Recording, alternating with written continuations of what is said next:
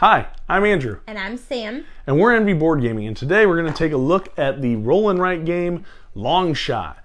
Let me show you how it's played, and then we'll come back and give you our review. Long Shot the Dice game is a 1 to 8 player roll and write game designed by Chris Handy and published by Perplexed. During this game, players are going to be buying and placing bets on these horses during the race, and at the end, whoever has the most money is going to be the winner. Let's see how it's played. All right, so set up for a game of Long Shot the Dice game is going to look a little something like this. You're going to place the board in the center of the table with the horses at the start-finish line, and you're going to lay out these cards. You're going to have one card for each horse, okay? And they do recommend that you use the set that has this little apple core symbol here in the top right-hand corner. But the game does come with 3 different cards for each horse, and there are also 2 mini expansions that add another 2 sets of cards as well, and there is even an event mini expansion for this game as well. So you can mix and match the different symbols and different horses. So long as you're just using one card for each horse, you can kind of switch it up and have different replayability depending on the abilities that you want to use for each horse. Okay, so what you're going to be doing is you are going to be buying and placing bets on these horses as they go around the track. And after 3 horses finish the race, that is going to trigger the end of the game scoring. All right, and the way you are going to win the game is whoever has the most money. So every player is going to get one of these dry erase boards with their dry erase marker, and everybody is going to get one of these starting cards that adds a little asymmetry, or at least I guess I should say not asymmetry, but kind of like a little different setup for every single player. So this is going to tell you what bets you're going to have placed already on your board, as well as some of your starting concessions that you're going to mark off. So everybody's going to have a little bit of a different starting hand or starting setup for the game. So let me jump in and tell you guys how it's played.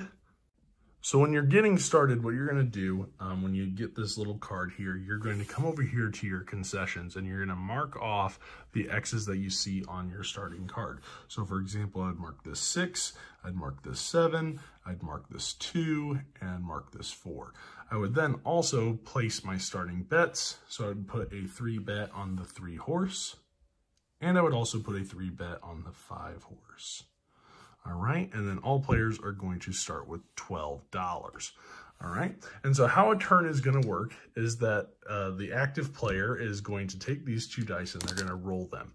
And depending on what you roll is going to determine which horses are going to be moving. So if we look up here at the track, all right, I rolled this green 5, and that means that the number 5 horse is going to move 2 spaces. So this is the horse that moves, and this is how many spaces that horse moves. So for the primary movement, you're just going to move that horse up that many spaces, and then you're going to do a secondary movement. And the way the secondary movement is going to work is you're going to look at that horse's card that you rolled, and you're going to look at every single horse that has an X on the card. Each horse that has an X is going to move up 1 space. So in this example, red is going to move up 1 and pink is going to move up 1. All right. Now, after you have done those 2 movements, each player is going to have a chance to take 1 action. All right. A lot of these you can actually probably do simultaneously. However, if it's going to affect the race, I do recommend doing it in turn order, but for a lot of the times you might actually be able to do them all at the same time, and it helps the game move along a little quicker. So let's take a look at all the different actions available to you. So on the sheet that you're going to have in front of you, it actually has every single action available each round. So there are 5 different actions that you're going to be doing, and all of these are basically going to be going off of this dice that you roll. So it's going to be that 8-sided dice that determines which horse is moving. All right.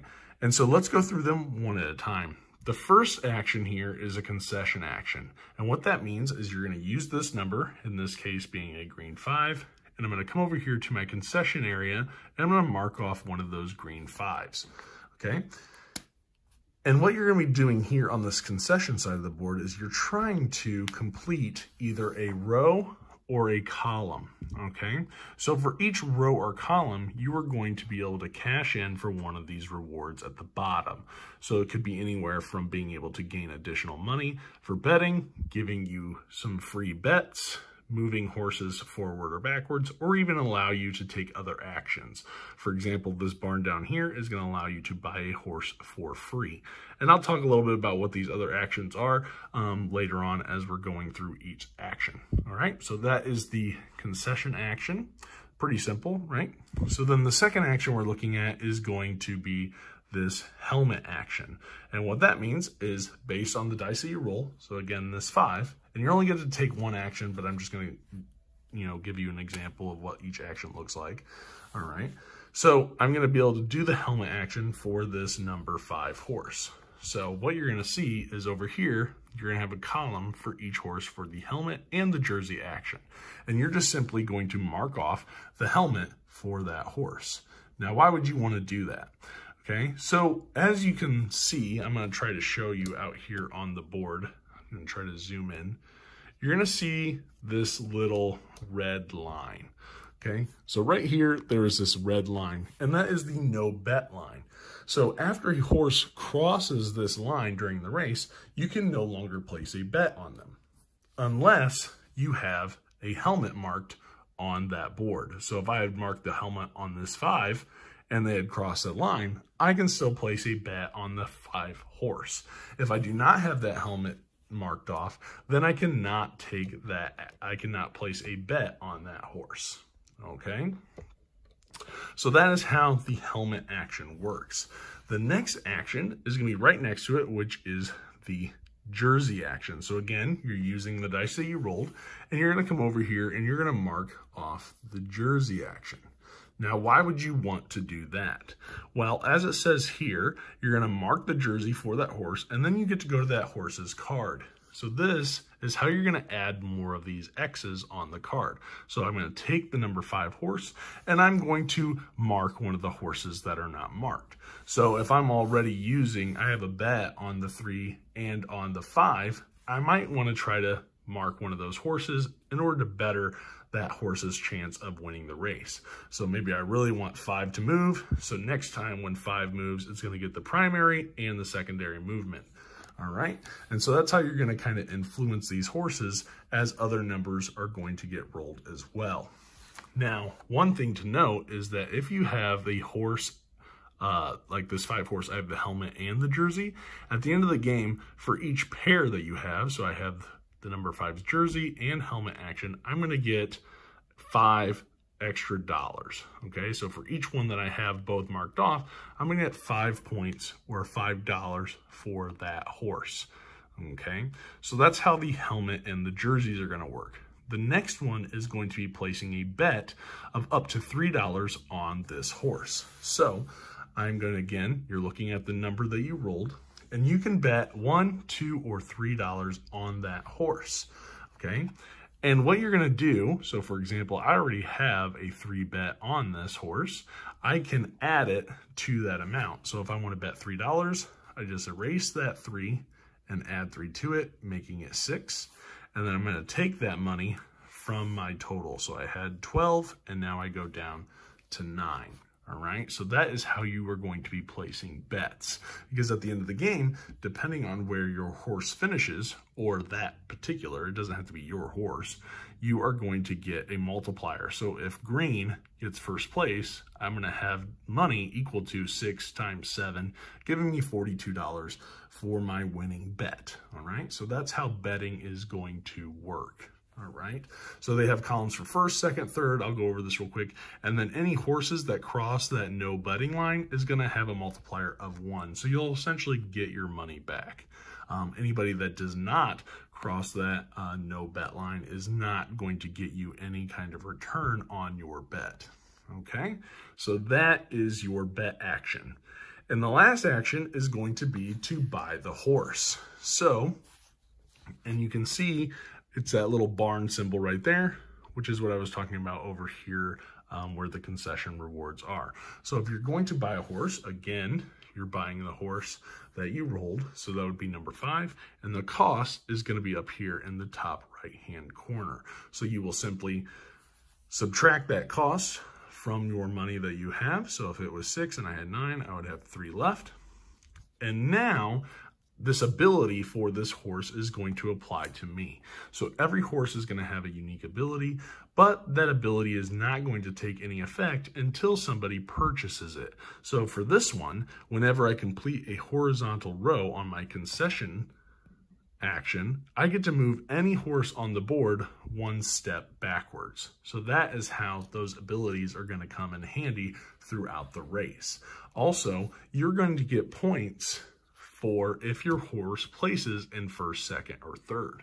First place, if it places first, you're going to get $35 for winning the race. If you get second, it's going to be $25, and if you get third, it's going to be $15. And they have it really nicely placed right up here on the board. I don't know if you'll be able to see it. I'll try to zoom in just to kind of show you. But it's going to look a little something like that, and that's where the horses are going to go when they finish the race. So those are going to be the 6 actions that you're going to be taking for the game. However, there might be coming a time when you're going to be rolling these dice and you can't necessarily take that action. You know, let's say I don't have or don't want to place a bet on number 5. I can't do the helmet or jersey action, and let's say I had all of these marked off, so I can't take in concession action, and somebody already owns a horse, right? So what am I going to do? So what you can do on your turn is you can do a wild number, and that's where these 3 horseshoes are going to come in handy. So what you're going to do is you're just going to simply cross off one of those horseshoes, and instead of using a 5, you can use any number that you want to take an action with. Okay, so you could choose 1 through 8, however you want, and doing those actions as if that was the number that was rolled. Okay, so you do have 3 of these wilds. However, if at some point you have them all filled up and you would like to earn 1 back, as your turn, you can simply erase one of those marks to get a wild back, all right? And you can do that anytime. You could have one available and still erase a second one if you want to just clear a spot and you don't really care about taking a specific action with the number that was rolled. Okay, so you will have that as an option in case you run into a situation where you can't use the number that's rolled or you don't want to. So that's kind of nice there as well to give you a little bit more strategy. Maybe you need a specific number to complete a concession, or you really need to place a specific bet or even buy the horse. Okay, so I did mention all of these already as we went over the helmet and jersey action, and this barn here lets you buy a horse. However, when you take this for your concession, just so you know, that is to buy a horse for free. So you can buy even the most expensive horses that cost $10. Okay, so at the end of the game, you're going to tally up your points, which are going to be if your horse places in first, second, or third. You're going to get $5 for each pair that you have over here. You're going to get your money that you win from betting, and you're going to get points for each dollar that you still have in your wallet or in your hand, I guess I should say. And at the end, whoever has the most money is going to be the winner of the game. And that's how you're going to play the game. Now, if you're curious about solo mode, one thing it's pretty simple, so I figure I'll just show you how it's done. So with solo, what you're going to be doing is you're going to be playing against Roland, and Roland's going to have this solo board here. And what this is going to do is, depending on the dice that you roll, you are going to be taking actions. So what you're going to do, if I rolled this 2 and this 5, I'm going to go to the column that is this 2, so here, and I'm going to go all the way down to 5, and that's going to tell me what action to do. So this one says bet $2 on 2 lead horses. Now, he's going to start with $20, but you're still going to erase that money from him and place the bets as is, okay? And as you're going to be going, if for some reason he cannot take that action, so if he could not place a $2 bet on 2 different horses, you would just simply go all the way down here to the asterisk and you would do that action that is listed there. So he's always going to take an action, but his action will always be second. So you'll be able to take your turn and then Roland will do his. All right, so it's pretty simple, pretty quick. The game's going to end the same way. Once 3 horses cross the finish line, you're going to go to scoring and that's it. But everybody still gets to take their action, obviously. So that is how you play Long Shot, the dice game. Let's take it back up and over to the couch and we'll give you guys our review. All right, and that's Long Shot. So let's jump right in, because this was a game that I backed, so I'll just give you a little bit of details. This is a game that I backed, not really something, it was pretty cheap, you know, it was a racing game, and it looked like it had a really good production, so I backed this game. I think it was like 25 bucks, right? Not too bad. So I backed it, you know, kind of just had some faith in it to see what happened. I was interested in, obviously, racing is a big thing for us, and so I backed it. And I'm going to say I was very pleasantly surprised with this game. I didn't really know what to expect. Roll and rights are not a huge thing for us. We have a few, but either that or flip and rights. I guess we have more flip and rights than roll and rights. But I've played a lot of roll and rights, and you know, so I wasn't really sure how much I would like this game, but I was very pleasantly surprised. So I like the game, but let me get into why. So do you want to do your positives first, and then I can kind of rant a little bit about, well, I won't rant, but I'll give my positives. I'll let you go first. Okay. That way you don't have to just be like, I piggyback off of him. Yeah. Okay. Well, I will say that I really didn't know much about this game besides it was a racing game and it was horse racing, because, you know, I love Unicorn Fever, and I remember you telling me that you were like, oh, I have this Kickstarter coming and it's like horse racing. Right. And so I didn't really know what to expect. I'm not really much for roll and write games, but I did like this one. And I felt like I enjoyed it more than I thought I would. I thought it was very interesting. And just the different abilities that you can do, like the way that you can use the numbers for commissions, or you can use it on the jersey action or the helmet action, or what to kind of, you know, get your horse to move faster. And I mean, you kind of strategize and be like, oh, okay, well, this kind of works better than the thing I did last time when you play it again. But I like the replayability of the game. I also love that, like, you're given a number and you can tweak that too. Like, there's wilds that, you know, can kind of change that too. So I felt like in general it's a cute little game. It's a fast little game. I like that you can just play it real quick. It doesn't really take much to set up. It's cool that it has the boards that you can erase, so you're not using paper. I like the dry erase boards. I think that's a cool part of it. I like the the names of the horses. I thought was cute. So yeah, I mean, I feel like in general, it's just a very cute, fun game to play, and it's not easy, or I mean, it's not hard to learn is what I meant. It's not easy, but yeah, it's not hard to learn is what I meant to say. Right. Yeah, I mean, I feel like once I played it, I was like, oh, okay, this makes sense. Right. Yeah, I really like this game. It's the turns are so quick and so snappy, and I mean, you pretty much could do turns simultaneously unless like you're affecting the board, then obviously go in like turn order. I've played this solo. We've played this at 2 players. We played this at 4 players. I want to play it at 8 players just to see how crazy it is. Yeah, I don't know how good it will be, but this game, the production was really good. I love that the boxes, like the magnet lid, you know, you have so many different, when I got the Kickstarter, it came with the mini expansions, with the events and the extra horse cards, so you have more replayability because you can mix and match the different sets of horses. You have, you know, I believe there's like 6 sets total, because I think there's 4, and then I could be wrong. I can't remember. But you have a number of different sets.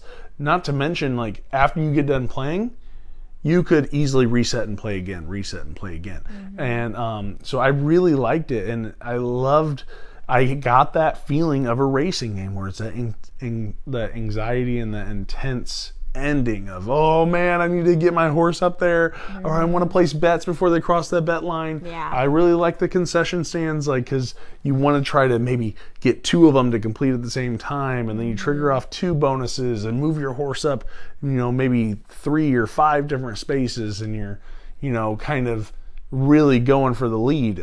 But, you know, it is luck based. You are rolling these dice, and whatever comes up comes up. I really like the jersey action where you can go onto the card and mark an X so that horse will move every time that the horse is rolled, and so you can affect the movements of horses on other players' cards. I like the different abilities that you can get and how they affect them. I was very pleasantly surprised with this game, so much so that this is one of my favorite roll and write games. Okay, my all-time I guess I could say like verb and write, flip and write, roll and write. My favorite one is a heavier one, which is Hadrian's Wall. So this one is not my favorite, but this is in my top 5 easily, maybe top 3. Wow. Okay, it is so good. I played this 7 times within the first like couple days of having it. You did. And I played like 2-3 games in a row playing solo. It's so smooth and so easy. I really enjoyed it. There might be, when you play solo, you might have to go and look up like what the actual thing that happens. But once you get the handle of it, it's not too bad. But it's a really, really fun game. I love this game. Yeah. Let's see here. Negatives, I guess, would be, it is luck heavy, but that is what it is. If it was a longer game, maybe there should be a problem, but it's not. It's a short, quick little game. Like, you're gambling. There's luck with gambling. You know, you're chucking dice. There's luck there, you know, like it's going to happen anywhere. But I really like how simple the scoring is. I really like how quick the actions are. So I don't have a ton of negatives because this is a filler game. This is one that I'm okay with having luck in it because it's just a fun little quick game and you can reset and go again. I do like the scoring too. I like that I can do my own scoring and it's not complicated. Oh yeah, it's just basic multiplication. And I'm good at multiplication. And any other math I suck at for some weird apparent reason. So I'm like, times tables. Yay, I got this. Right. But yeah, I mean, yeah, I liked that you could do your own scoring. Everybody does their own scoring. And it's just like, it's fast scoring too. You know, you're not sitting there forever counting points and whatnot. But yeah, it's a cool game. Yeah, it's very good. So I really liked it. So, yeah, other than, I mean, I don't really have a ton of negatives, really. I mean, I obviously at some point, when are those dry erase markers going to run out? But I'm not too worried about that. Right now, it comes with like 8 or 10 or something. For right now, you're just enjoying the ride. I'm just loving it. It's such a good game. So yeah, I don't really have a ton of negatives for the game. Yeah. It's really nice. I even like the little helmet eraser that comes in it. That's really nice too. Yeah, so yeah, it is cool. But yeah, did you have any negatives for the game that you wanted to mention? I mean, I have one little like annoying thing. Right. So when you're playing and you have to use the helmet action to bet on a horse that has already crossed that like red line. Oh, so you have to have the helmet marked off of the horse after it crosses the no bet line. Yeah, so my only issue with that is like, okay, that makes sense. Like I mean, betting on a horse that is already about to cross the finish line, like you're waiting until the last minute to bet on it, that makes sense that you shouldn't be able to do that. But you cannot do that if you have already bet on that horse. So I feel that like... Oh, like you can't continue to bet on it? Yes. Right. Like, so if you placed all your bets, but you didn't have a helmet on it, yes. and then it crosses, you can't bet on it. Yeah, like if I bet on the pink horse, or like number 4 for the pink horse, I've already bet from whatever throughout the game. I already have money on that horse. I can then not add to that bet unless I have that helmet action check mark. So that was kind of my only thing where I was like, I feel like that doesn't really make sense because I'm already betting on that horse. So you feel like you should be able to continue to bet on it? Yeah, I feel like you should be able to continue because you already committed to that horse, you know? Right. Like, you've already put money on it, so I feel like you should be able to add it at any time. Okay. That's my only thing. I didn't have too much of a problem with that, but I understand, you know? I think did Vic have the exact same thought? Vic had the same thing, and I was like, yeah, you can't bet anymore. So I think that does kind of stink, you know? Okay. All right. So let's go ahead and jump into our final scores. What would you score this game? You know, honestly, I feel like I'd give it a 7.5. 7.5? Mm-hmm. Okay. All right. 7.5. 7.5 ish. 7.5-ish. 7.8. I usually do the, I round up, but yeah. Okay. So 7.5-ish for you. Mine is higher for sure. So for me, as a filler roll and write game, no, I'm not gonna. I don't like to give 10s out. But this is an 8.5 for me. Okay? It's super simple. Yeah. I wish with roll and writes they're usually pretty simple. Yeah. But this is an 8.5 for me. If maybe it had a little bit more complexity, it would probably draw me in a little bit more. But I like where it's at. It doesn't need anything else. It's perfect. It's not perfect, but I like this as a filler game. This isn't a game that I'm gonna want to be the main event because it's not meant for that. So for me, 8.5, super great game or score for this game. I really like this game, and so it's a great. If you like roll and writes, okay, and a lot of them start to feel samey. A lot of them are just you're rolling numbers and doing different things with these numbers. That's boring. Okay. Yeah. Yes, here I'm rolling numbers and I'm doing things with the numbers, but there's a race to it. There's horses running around. I think that this is one of the best dice games. So this is an 8.5 for me. Very high. I'm so excited to play it some more. So I'm very happy with this purchase. And if they come out with any extra cards, I'll probably get those too. Yeah. I liked it a lot. So yeah, anything else you wanted to add? Nope, that's it. All right. So that's our review for Long Shot, the dice game. Let us know what you think. What is your favorite roll and write game? What is something that's maybe a little bit different from the normal, here's a grid and a bunch of dice and try to fill in the grid kind of games? Let me know, because this game makes me want to maybe try some different ones that might be unique. And so let us know in the comments. So like, comment, subscribe, and click the bell icon so you get a notification every single time we post a video. And we will see you guys on the next one. Thanks for watching. See ya.